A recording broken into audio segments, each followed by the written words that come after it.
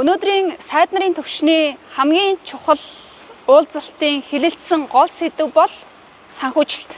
2030 он хүртэл сүлжээтэй тэмцэх ганц төсвөртэй байдал хөрсний доройтлыг сэргээх чиглэлд 280 орчим тэрбум Америк долларын санхүүжилтийн дутагдал үүссэн байна. Тэгэхээр өнөөдрийн сайд нарын түвшний хурал дээр улс орнууд болоод олон улсын байгууллагууд бас тодорхой хэмжээний санхүүгийн амлалтууд өгсөн. Тухайлах юм бол засгийн газрууд, хөгжлийн банкуд, сангууд болон компаниуд 5 твийн 23 улсад газрыг нөхөн сэргээх ганц төсвөртэй байдлыг хангах зорилгоор 1.3 тэрбум Америк долларын санхүүжилтийг зарлалаа. Зарласан санхүүжилтийн 644 сая Америк доллар нь шинээр олгох санхүүжилт бол 216 сая Америк доллар нь өмнө нь зарласныг баталгаажуулах, хэрэгжүүлэх шатандаа яваа санхүүжилт гэдгийг тус конвенцийн албан ёсны веб хуудсанд онцолсон байна. Бэлчээрийн газар нутаг нь дэлхийн газрын гадаргуугийн талаас илүү хувийг эзэлж 500 сая орчим малчин бүхий 2 тэрбум орчим хүний амжиргааг тэтгэдэг. Гэвч өнөөдөр эдгээр экосистемийн тал хувийн доройтож эрсдэлд орсон учраас нөхөн сэргээх шаардлагатай байгаа. Газар хөрсний нөхөн сэргээлтэд хөрөнгө оруулах нь хүнсний аюулгүй байдал, хүн амын амжиргаа, ган гачигт төсвөртэй байдалд чухал үр гүйцэтгэх юм а. Азийн хөгжлийн банк, Африкийн хөгжлийн банкнууд тус тусын санхүүжилт амласнаас гадна Люксембург улс ган гачигт төсвөртэй байдлын хөрөнгө оруулалтын санхүүжилтэд 5 сая евро, Испани улс олон улсын ган гачигт төсвөртэй байдлын холбооны 2 дахь үе шатанд 5 сая евро, Герман улс 11 сая еврогийн санхүүжилт оруулахаар тус амлаж байна. 2000 оноос хойш дэлхийд өрнөх ган гачгийн давтамж үргэлжлэх хугацаа 29%-аар нэмэгдсэн нь үүний нотлохоо юм а. 2050 он гэхэд дэлхийн 4 хүн тутмын нэг нь ган гачгийн нөлөөнд өртөж болзошгүй байна. Тиймээс бид өдий хүртэл хураасан туршилгаа бодитоор хэрэгжүүлэх цаг нь ирсэн гэж үзэж байна.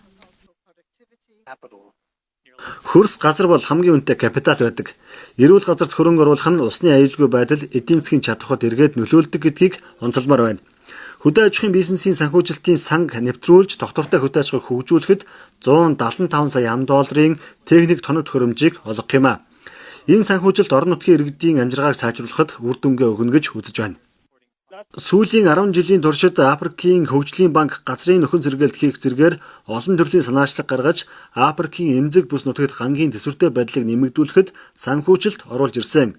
COP17 баг хурлын хүрээнд Африкийн бүс нутагт усны их усүр ойжуулалтыг дэмжих чиглэлд дэлхийн санхүүжилтийн механизмын оролцоотойгоор эх 5 жилд 500 сая $-ын санхүүжилтийг олгохоо амлаж байна.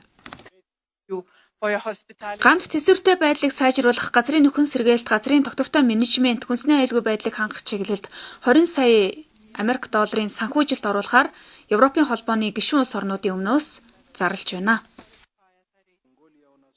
Дэлхийд даяар цүлжилт газрын доройтол ган гачигтай тэмцэхэд цүлжилттэй тэмцэх нэгдсэн үндэсний байгууллагын конвенцэд тусгагдсан зорилтын дагуу 2025-аас 2030 он хүртэлх хугацаанд жилд 355 тэрбум Америк доллар, өдөрт 1 тэрбум орчим Америк долларын санхүүжилт шаардлагатай байгаа.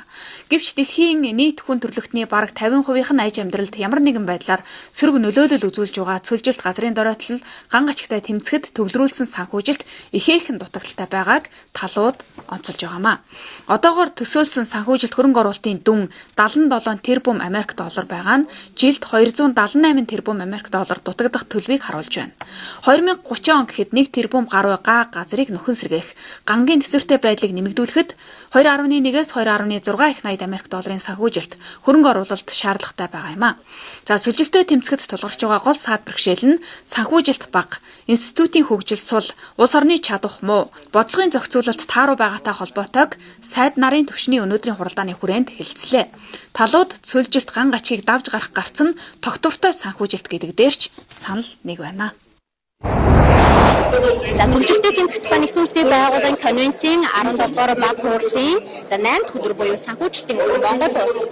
За байгаль орчин болон уур амьсгалын чиглэлээр олон улсын түншлэлтэй өргөжүүлэх чухал 2 баримт чигт бол гарын үсэг зурж байна. Монгол улсын засгийн газар болон Европын хөрөнгө оруулалтын банкны гарын үсэг зурсан Монгол улсын ойн тогтвортой менежмент болон био эдийн засгийн суурь зээлийн ирмэлцлийн бичгийн хүрээнд Монгол улсад 200 сая евро хүртэлх санхүүжилтийн хөтөлбөр бүрдүүлэхээр зорж байна.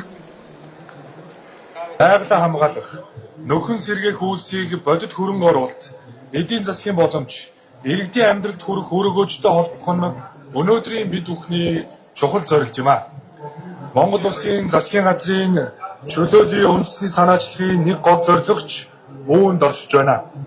Бид ногоон хөгжлийн өмнө тулгарч байгаа саад хязгаарлалтыг арилгаж, байгалаа хамгаалахыг хөгжлийн хязгаар бус, харин хөгжлийн шинэ боломж болгон харахыг зорж байна.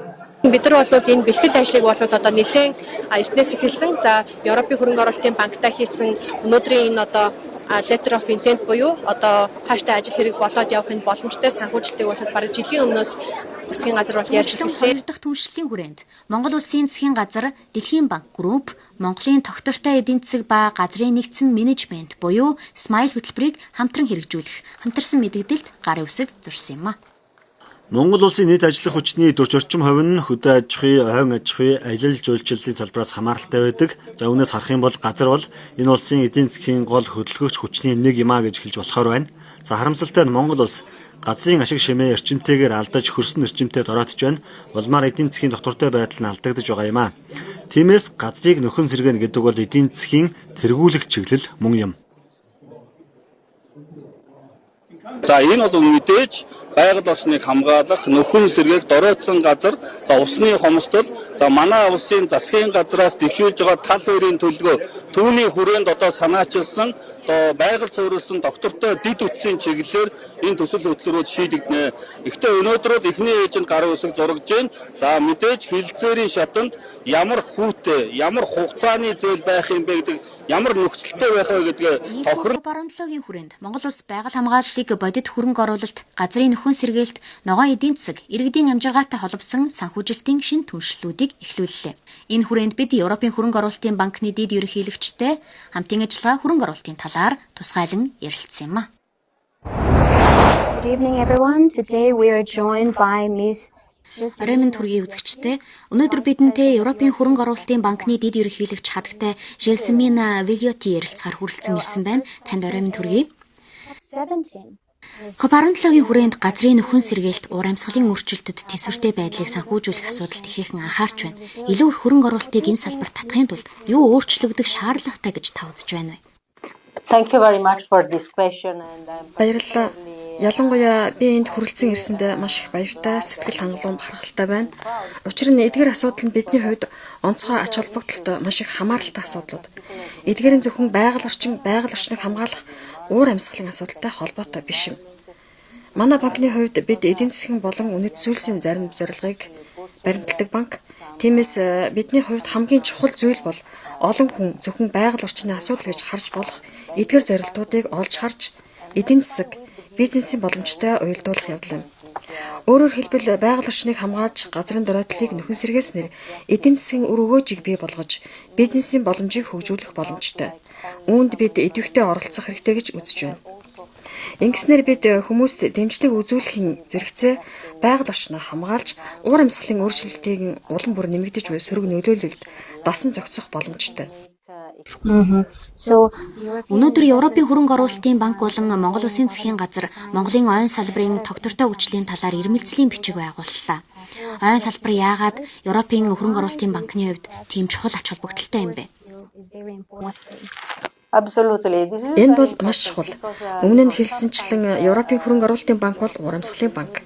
Бид Парисын хилцээрээс хойш үйл ажиллагааныхаа дор хаяж тал хувийг уур амьсгалын зорилтуудад чиглүүлэх 2030 он гэхэд уур амьсгалын үйл ажиллагаанд зориулан 1.80-ийн нөөцийг дайшлах зорилт тавьсан.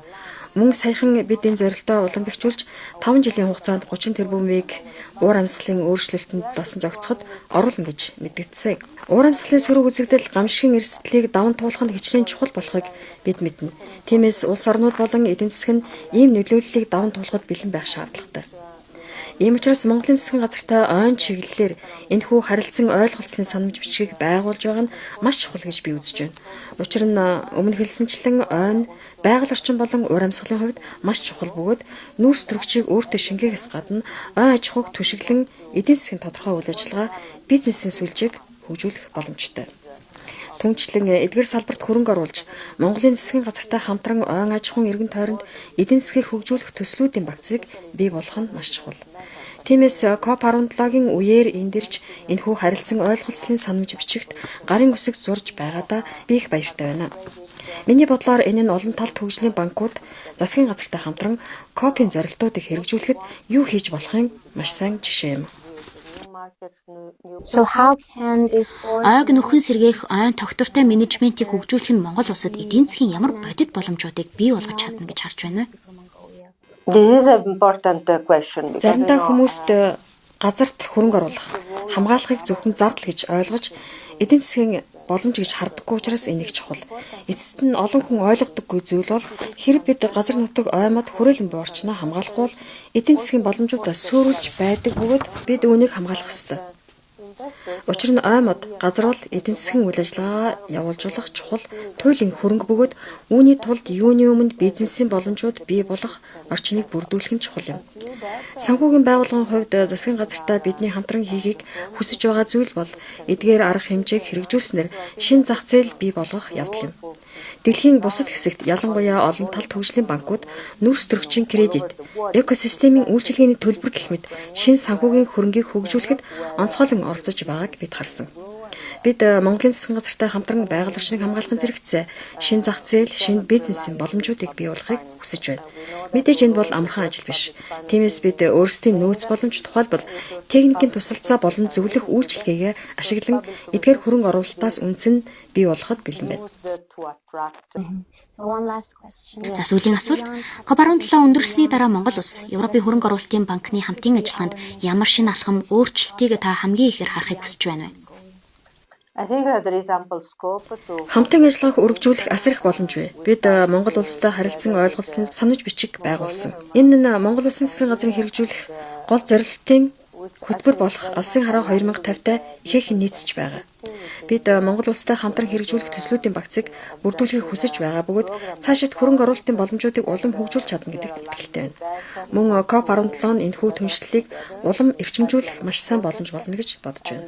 we are sure that Thank you for accepting our invitation. Бидний урилгыг хүлээн авсанд танд маш их баярлалаа. Маш их баярлалаа. Баяртай. Бид Европын хөрөнгө оруулалтын банкны дэд ерөнхийлөгчтэй ярилцлаа. Mina Ильят.